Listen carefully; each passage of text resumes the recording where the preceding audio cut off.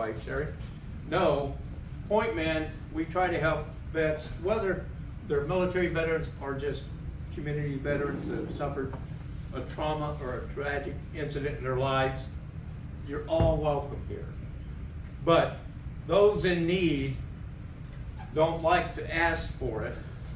So some of us have to get together sometimes and step up and do something. Professor, Yes. there's yours. Oh, my A walker with a seat.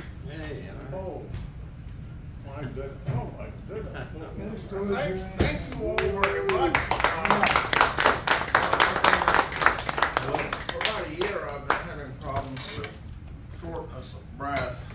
I had a series of tests, and the doctor told one thing I've never spoken in my life. The doctor was a little startled when he saw the scar tissue on my lungs, but whatever caused it, he said, he gave me some fancy medical term that I didn't understand, but he said it's uncertain origin, but it interferes with the amount of oxygen, which means I have to use a walker. So thank you all very much. One thing I just would mention to those of you in the room who are Vietnam vets, I'm scheduled to teach a class this fall on American politics. And whenever I teach the class, at the end of the semester, when we get to the contemporary era, I like to have some Vietnam vets come by and talk about what they went through when they returned home. And the reason I do this is the Israelis have the motto, never again. Never again will they allow their people to be treated the way they were in the Holocaust. My own version of never again is never again are we as a nation going to treat those who fight in our wars the way we did those who came from Vietnam. So, if any of you, like I said, it'll be several months before this happens, but if any of you would like to come and talk to the students, I've had Sid talk several times. After one of the classes, all the students lined up and shook his hand and thanked him for his service. And Sid told me very movingly that it was the welcome home he never got.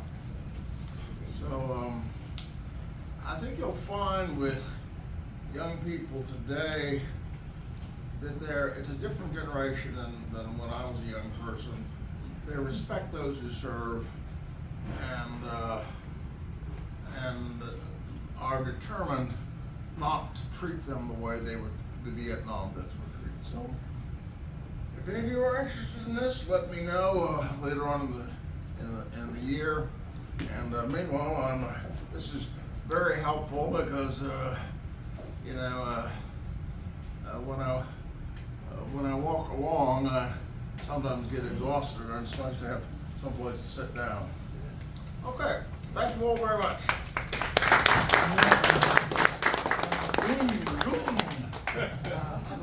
Yes, Dan. My first welcome home was Dennis Anners, the fellow that spoke to us. Yeah. Okay. The first time I've been welcomed home. And that was,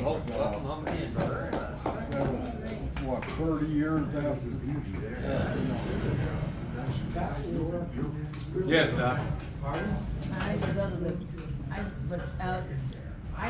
Navy just before people started getting involved in Vietnam.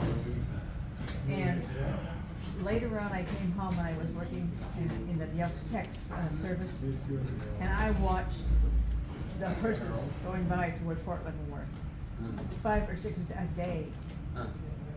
And I sat there and cried.